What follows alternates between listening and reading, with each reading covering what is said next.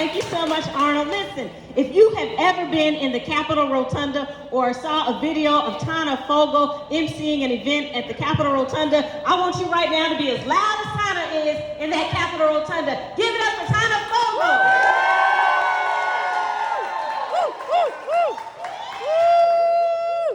Listen, I love me some Tayna because Tayna and I go way back to long before I had a position or title, to being in Frankfort and shutting things down in Frankfort, Kentucky, and being very clear that we have demands, that we will not move until those demands are met, and that's what Lexington deserves in a city council member. Somebody who won't move until your demands are met.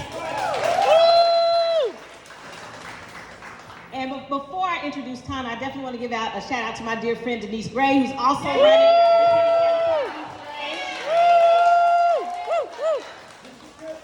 should have been in the Senate, but y'all know when it comes to Kentucky, it's a hot mess for black women trying to run for office. Let's be real honest. So I'm glad to see this space showing up for Tayna Fogle, because Tayna, as Arnold said, embodies love and commitment and is deeply rooted in community. And yes, we've also shut it down in Washington, D.C. together. Because if there's one thing you can say about Tayna, is that not only has she poured into Kentuckians for the Commonwealth, but she's also poured into the Poor People's Campaign at the state and national level. So Tayna, this is the beginning for you, City Council. But we're going to be calling you state rep and or state senator real soon, right? Because you got to get started somewhere. So this is your start. So I see a vision. I have a vision of Tayna Fogle being somebody in here, state representative or state senator.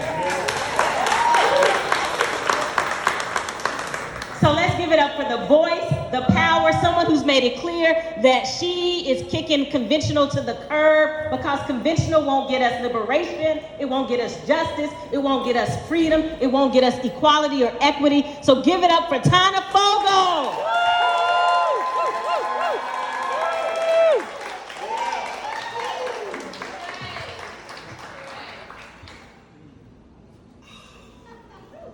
Yes. Deep breath. All right. First of all, I want to give honor to God, who is truly the head of my life, because without him, I would be nowhere. He reached down in the Mari clay and he pulled me back to the dream that I started on after a horrid encounter with darkness. My name is Tayna Fogle, and I am your next 1st District Councilwoman.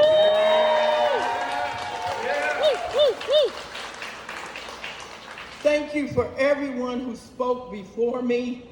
I said to my granddaughter, am I in a roast? And that's what it felt like. But what I want to tell you is that I am not a Hallmark movie nor a TikTok video. My life is real. It is filled with grit. It is filled with darkness. It is filled with joy. It is filled with faith. And I didn't get here by myself, because each one of you has poured into my life to make me be the person that I am today. So why would I take this chance? Why would I put my life on the front street with everything that I have gone through? Why would I put my family through it? Because Lexington deserves better, and I am that better. I am so happy that my granddaughter drove down from Lexington, just getting her license not too long ago, but she wanted to come to see her granny, and she's sitting over there. She's named after me. Her name is Jayana, and I'm so happy she's here. I love you, baby, with all my heart. And I have other family members in the room, and I thank you, because I had some naysayers. You know, you're gonna have naysayers all around, and I had some in my family. They was like, are you sure? And I'm like, yes, I'm sure, because this is the time. Yes. I didn't wait for James Brown to announce that he was going to run for another office. I said, whether he runs or not, I'm going to challenge him. Whoever's on the other end, here I come. Because Lexington deserves better. So when you look at my story, I was raised by a single mother. And I asked you, what does success look like to you? If I was to poll this room, I probably would get all kind of answers about what success looks like. It could show up in a Super Bowl ring. It could show up in a women's basketball tournament of the SEC. It could show up like that. But let me tell you what success looks like to me. My mom became a single parent. Our dad decided to leave. And she worked 3 jobs. And she had 8 kids. And my oldest sister, she's in the crowd, her name is Margaret. I don't know if Juanita came. But she had to take on the parenting. That's success to me. A single mother in the 60s, 8 kids. And none of us went into CPS. She kept not only our family together, but if her sisters or her brothers was having a hardship, they moved in our house too. I was looking around on Short Street and I was like, where is all these people coming from? But my mother she never, ever, Pastor Robinson, she lived Matthew 25, the least of these, all the time. And she's in heaven looking down, saying, I told you, just get back on the yellow brick road. I got off the yellow brick road, but I'm back. And Attica, you said it. I'm here. You exemplify the hope that I see. You have blazed the way for me to have enough courage to say, man, back in the day, Attica was over there trying to get jobs for justice and justice for jobs over in Louisville, and look at her. And you gave me the courage to step up. And my friend John Larson, they said, what are you doing hanging out with that Republican?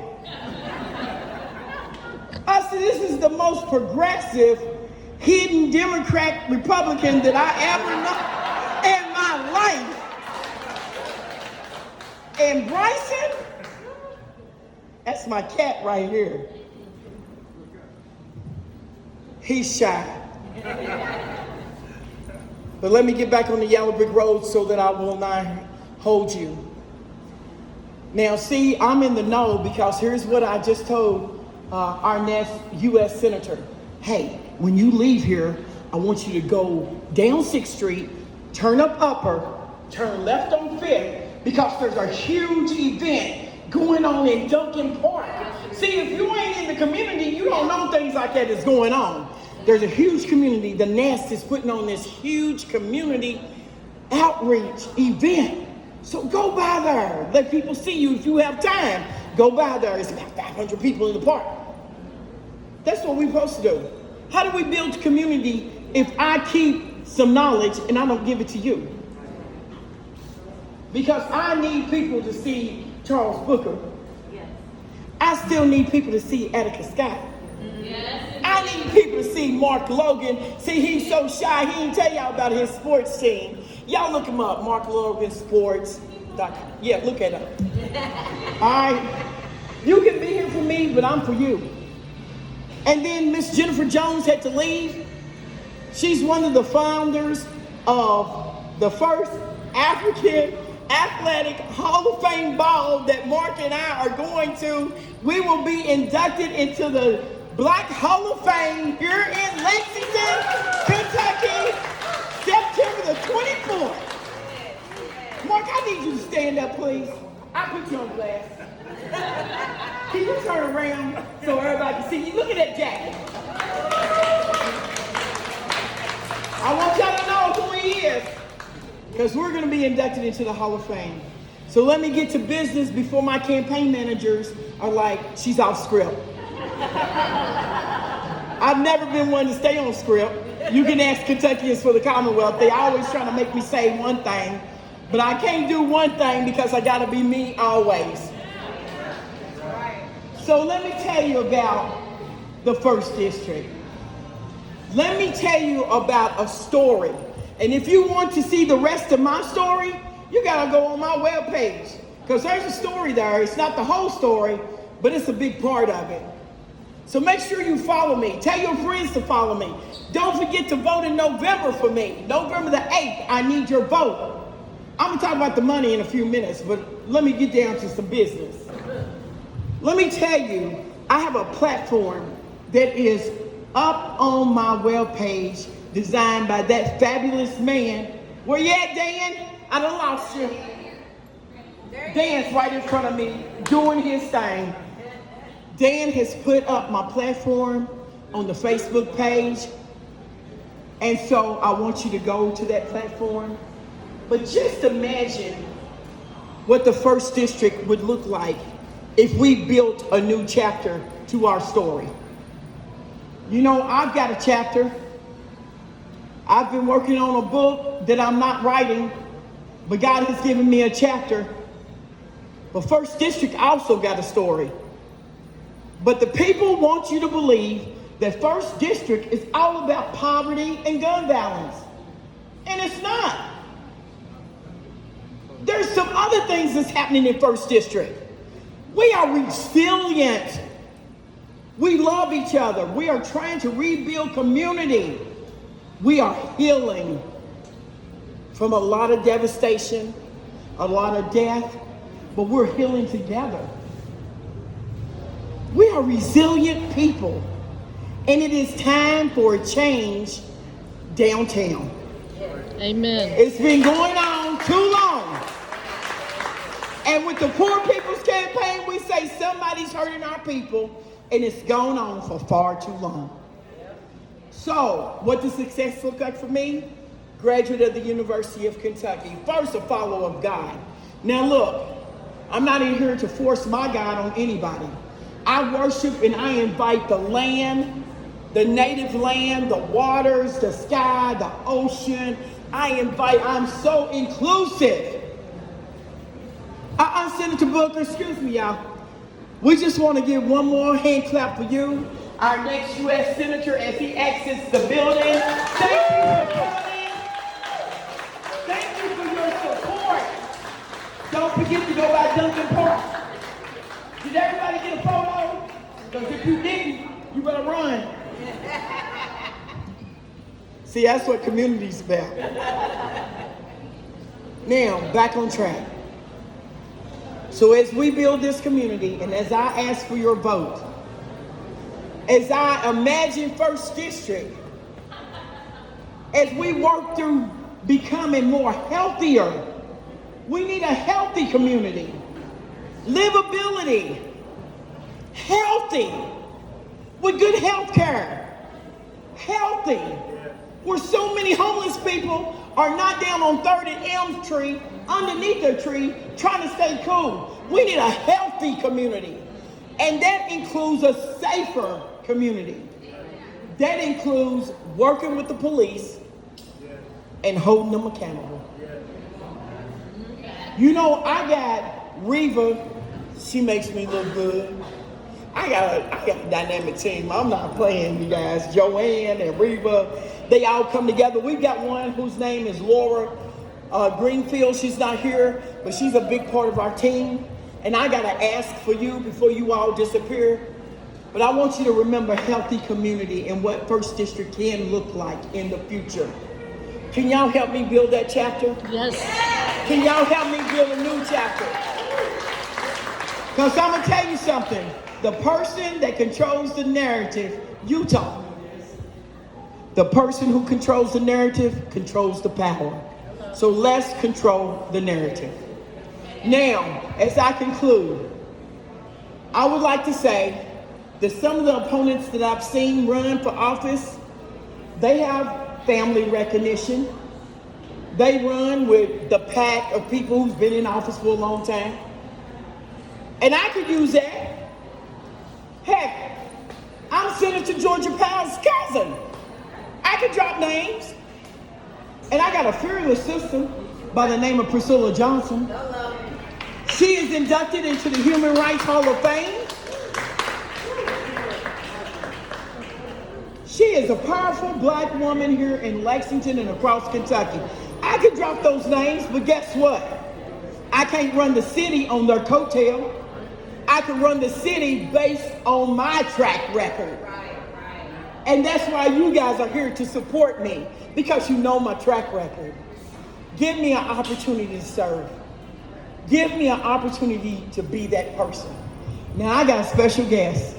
You don't even have him on the agenda. His name is Mason. Y'all sit back, tighten your seatbelt. Don't take off your skates, because I want my little friend Mason to come to the mic. Come here, Mason.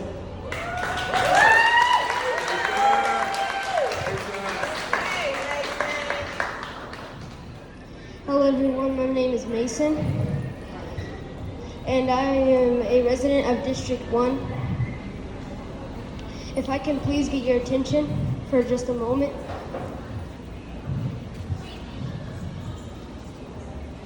I would like to tell you a few things to see accomplished in my neighborhood. Thank you. Most of the time, I never feel safe crossing the street or even playing outside with my friends due to people speeding. I think a nice addition to our residential streets would be children at play signs or low-budget speed humps. Without destroying the R-bonds.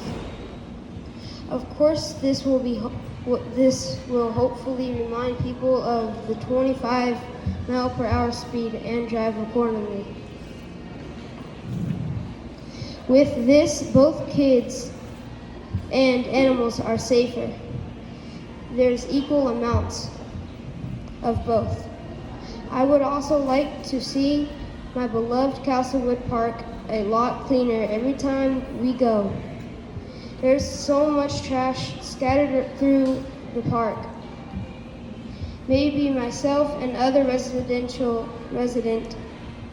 can pitch in for a weekly cleanup and fun activities event.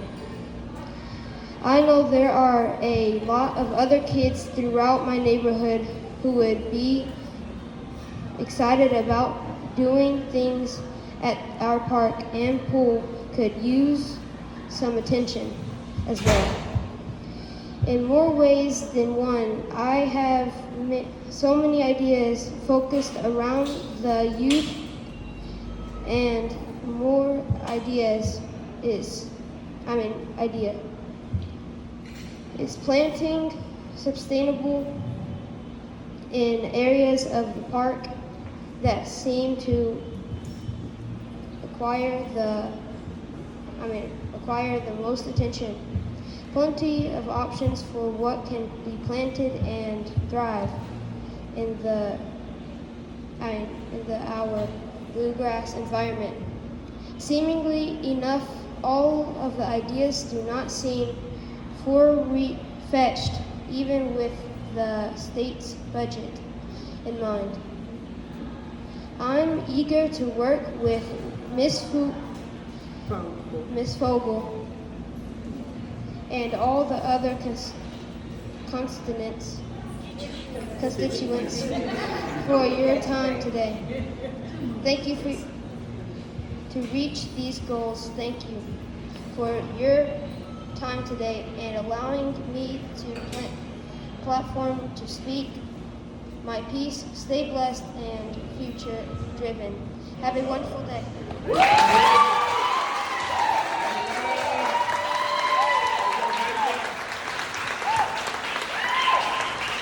So I know Mason was a little nervous, and I want to put some background to this. I met Mason on Marcellus Drive. I got out of the car and he said, hey, do you know anything about the first district council person that's running with that yard sign? And I said, yeah, that's me.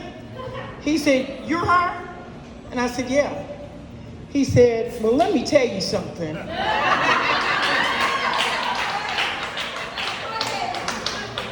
And then he began to talk, and I leaned up against my car to listen to this young man. And then I jumped on the phone and called Christian. I said, you ain't gonna believe this man.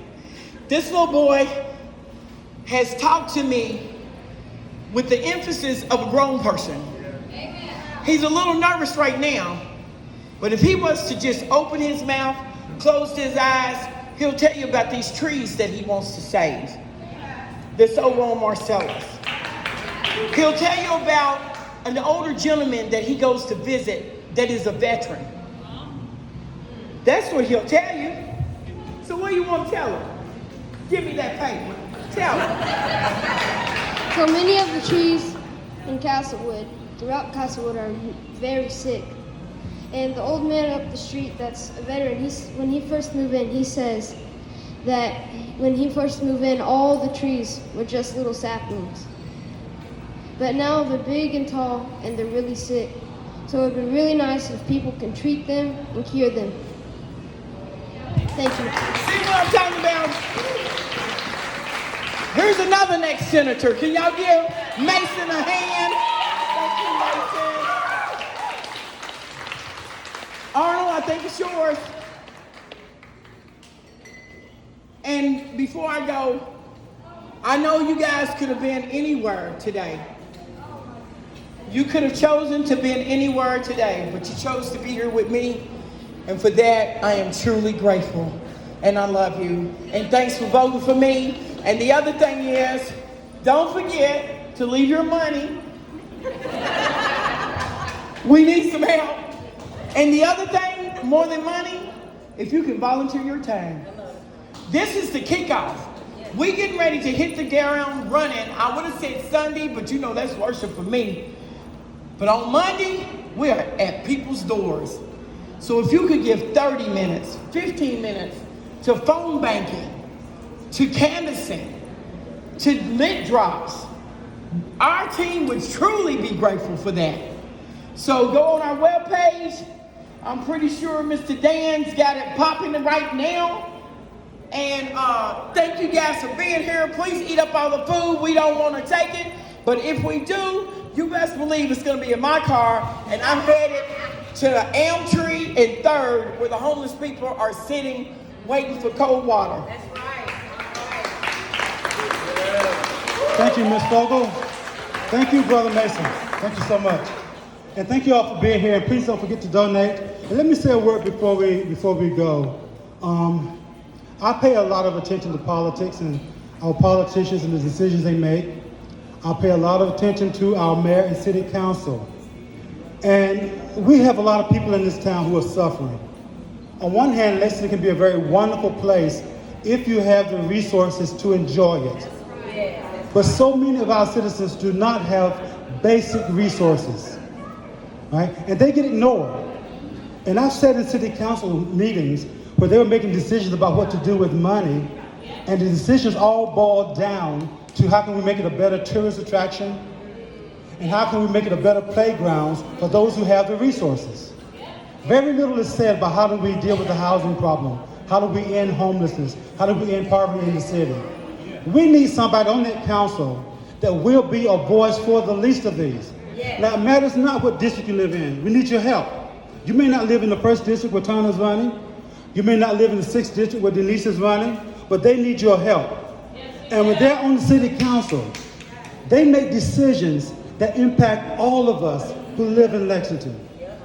They will be a voice for all of us. So I don't even live in either one of those districts, but I've committed myself to helping these 2 women because their decisions will impact my life and the life of my children. Right? So please do what you can. Please give. Get on the phone and call somebody. Talk to your friends. Talk to your relatives and at least 2 enemies. Right? I'll talk to enemies too. Tell them we need help. Right? So thank you so much for being here. Thank you. And please take care of yourselves. And get some food.